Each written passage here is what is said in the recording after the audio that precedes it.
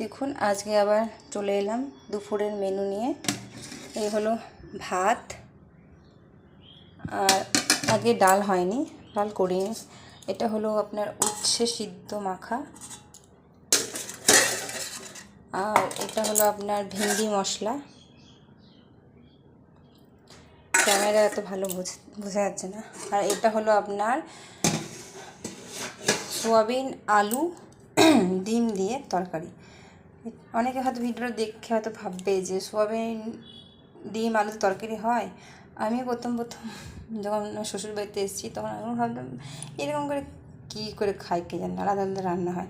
কিন্তু বিশ্বাস করুন, সোয়াবিন আলু আপনি মাংসর মতন করে যেন মাংস রান্না হয় সেরকমভাবে আপনি রান্না করবেন, আর ডিমটা সিদ্ধ করে আলাদা করে ভেজে নামানোর আগে দিয়ে নামিয়ে নেবেন। দেখুন খেতে কিন্তু দুর্দান্ত হয়, এবার আপনারা রান্না করতে পারেন। এই হলো আজ আমার দুপুরের মেনু। কেমন লাগলো বলবেন।